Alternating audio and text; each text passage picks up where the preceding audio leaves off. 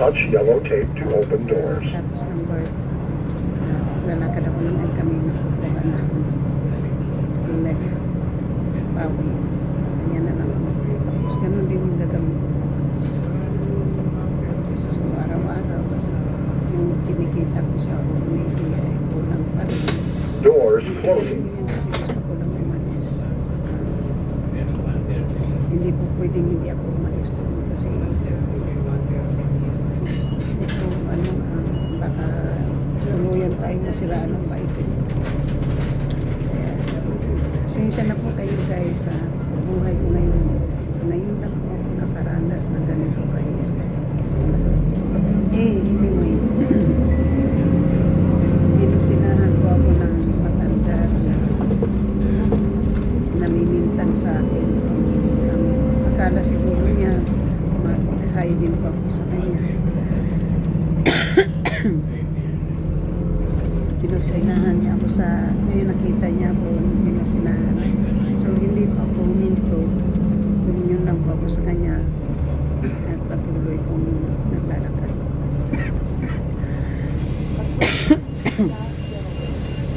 Toilet. Patuloy po ako naglalakad guys. Hindi po ako magkikita kami na magkikita niya kasi magsasabi ng maybe yan. Magkikita kami ng magkikita. Pero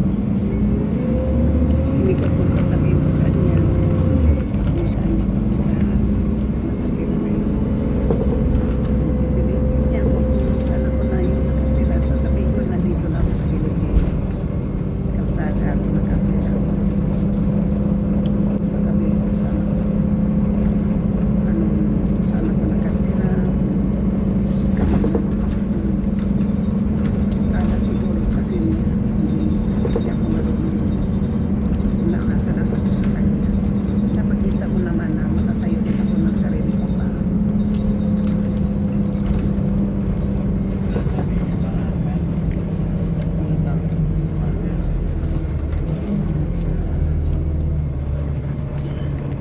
Kasi mag-iinayin yan. Alam mo kung bakit. Yung pinabayad ko sa kanya pera. Yung pinabayad ko sa kanya ng $600 na yung binayad ko ni Pupa na ko. Saan siya kukuha ng extra na 600? 500 ba yan? Saan ba siya kukuha? Ang dami niyang binabayaran ng mga pera.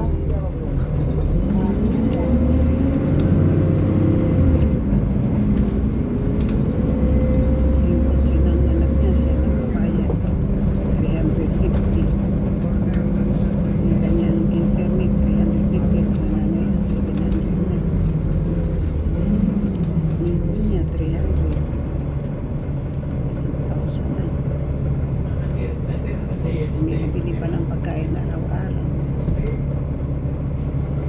Ano lang, phone, insurance pa. 2 kursi niya. Alam mo yung tinatanggap niya sa akin, malaking tulong niya. At saka, yung pang-grocery green na inaano din niya kung sa pang-grocery. Akala niya, inaano ko siya yung niluluto. Kasi dito ako na bumibitaw ako ng tagwa, $150 to $200. Yung pagpunta kami ng grocery.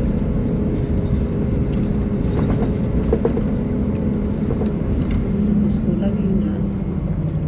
Gusto ko yun. Hindi pa kasama yung Filipino store na pupunta kami. Kaya pumunta kami ng Filipino store. Kumuha ako ng sarili kong kumuha ako ng sarili kong grocery. Hindi na ako nakikiyaki sa kanya.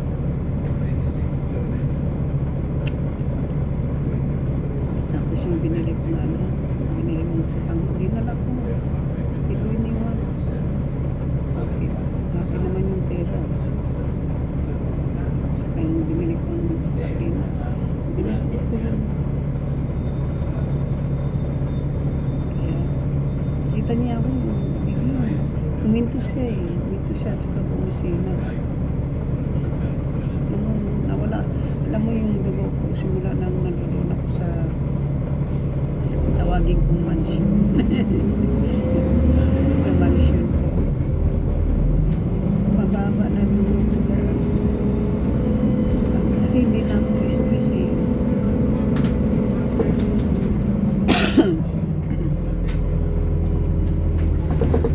Hindi na ako stress. Kaya bumaba yung dugo ko. Kanina 137, 84, 76. Araw-araw na yan. Hindi na lumalagpas sa 160, 166, 101, 176, 150, hindi na ganun. Walang timber at saka timber at saka siyempre nakakatakot.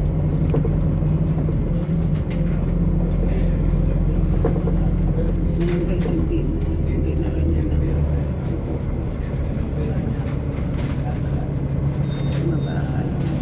Touch yellow tape to open doors. Bago guys.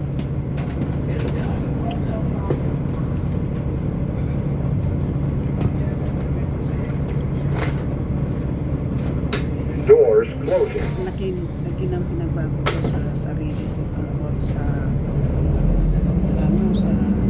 aking health. Tsaka yung depression ko. Hindi na ko masyadong depression. Kasi mayroon din kasumulong. Sinabi ko dun sa staff, umalis ako sa nang-aabuso sa akin. Ngayon pagdating dito, mayroon na naman nagagalit sa akin. Iwas nga ako sa gulo. Dito naman may gulo na naman. Kaya sabi ko, I can take it because I have depression. The more she's gonna do the one to me, it's going to be really hard. Yun, hindi na niya ako kinausap. I just want to be happy. Sinabihan ko na, I just want to be happy. Happy na mo kung mag-isa lang ako. So, yan po lang.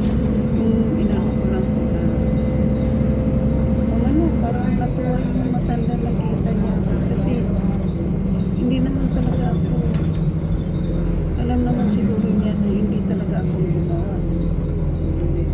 Mahilig lang talaga siya mamintang sa akin. Kapag may nangyayari sa bahay, talaga yung pinagbibitangan. So, yun lang po. Touch yellow tape to open doors. Hindi ko man siya Doors closing. hindi ko man siya pinapansin. Hindi ko man siya guys pinapansin.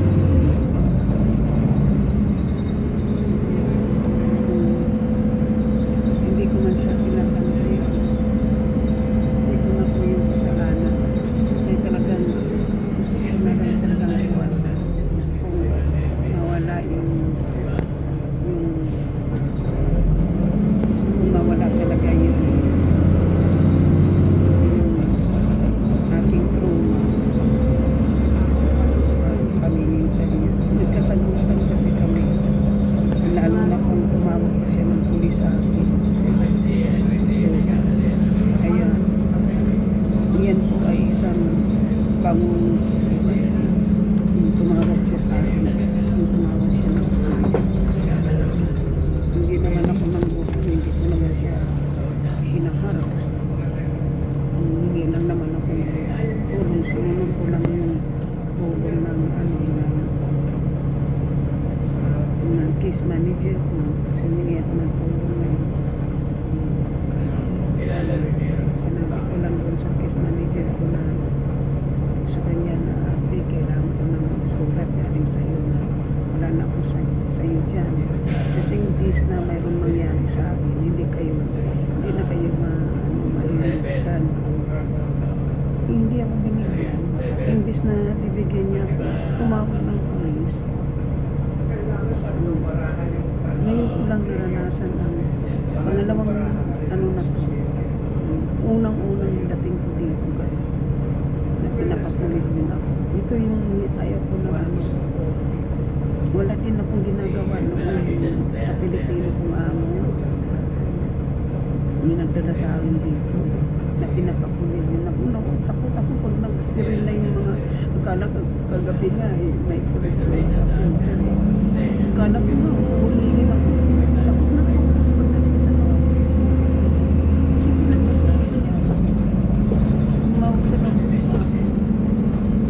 Hindi naman ako araw na nag-away kami sinabi niya. Tatawag siya ng pulis na siya. Wala na ako sa kanya sa kinabukasan na nangmilang ako ng sulat i-mix ko yung aking kailangan saka sinabi ko sa kanya na papunta ako ng police station kapag hindi niya ako bibigyan ng sulat tumawag ng pulis sa akin hindi mayroon tuloy ng pulis hindi lang ako nakaawa sa kanya pwede ko siyang itimanda dahil hindi niya binigay sa akin yung pera. Marami kaysa sa akin tinutuluyan ngayon. Mga putiyan at saka ibang kulay na taga rito din. Sinasabi talaga, you can sue here. You can sue here. Kahit na yung pag nagla-live ako, sinasabi sa akin, you can sue here. Ayaw ko po, nakakaawa po. Sinabi pa nga, she can go to jail. Sinabi sa akin yung nag-interview sa akin, sinabi pa ako ng maraming people. Sinabi talaga na, you can sue here, you can find a restraining order to him, so she won't bother you. Ganun, maraming sinabi sa akin, kaya ayaw ko po, kasi parang nanay ko na rin siya ang nagutos ng kanyang na yun dahil sa palaging hindi mo, ngayon 4:30 nagkita kami 4:50 na ng tanghali o ng hapon 4:50 ng hapon galing pa yun sa trabaho ng matanda na nakusina sa akin tapos magluluto pa yun kung kabili na yun ng pagkain magluluto hindi yun nakabili ng pagkain magluluto pa yun kasi yung anak niya hindi kumakain ng lipoper magluluto pa yun pag hindi yun magluluto magpabalance ganito yung trabaho ilalakad pa yung aso hindi natin baka i-lit ko nila si Riz kasi hindi nila mapapatigil yung aso pag tatahong.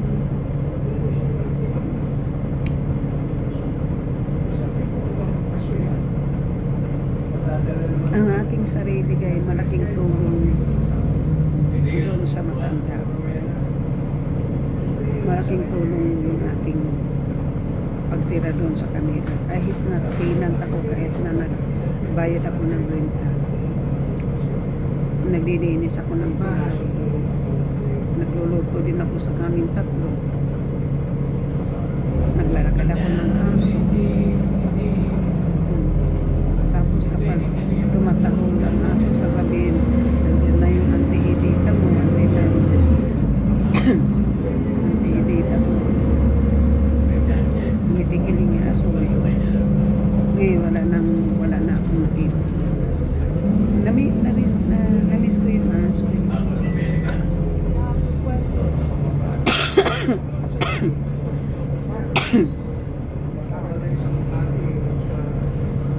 Namiss ko yung aso guys. Namimiss ko yung aso pero hindi ko namimiss yung tao. Napamahal kasi sa akin yung aso. Laki ng sakripisyo ko, isang taon ko siyang pinipin. Kaya pag sinabi ko sa kanya na huwag kang mag-park, kaya alam niya pag nandyan kami lang dalawa yung nagpa-park.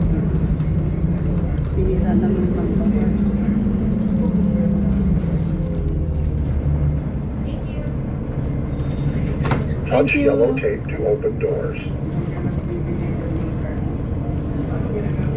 Doors closing. Hinihigis-igis ko kasi po yung tao kasi ayaw ko muna ng video yung tao.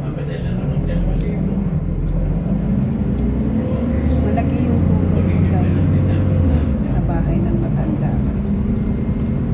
Hindi lang nakikita ng matanda kung gaano ako nag-sacrifice sa pag-train ng kanilang house. Kaya, so hanggang dito na lang po ako kasi punta din po ako ng ano meron. So, hanggang dito po para hindi na po masyadong mataas yung video natin. Hanggang dito na lang po. Shout out po sa akin na minamahal ng mga subscriber, sa viewers, sa mga views, kaibigan natin, kaibigan at sita. At sa lahat-lahat ng sumusuporta natin channel. Thank you so much. And I love you guys. So, thank you. Sa ating mga sa hindi pa po nakapag-subscribe, please subscribe my channel and hit the notification bell para ma-update kayo sa aking mga bagong upload. Thank you so much. I love you.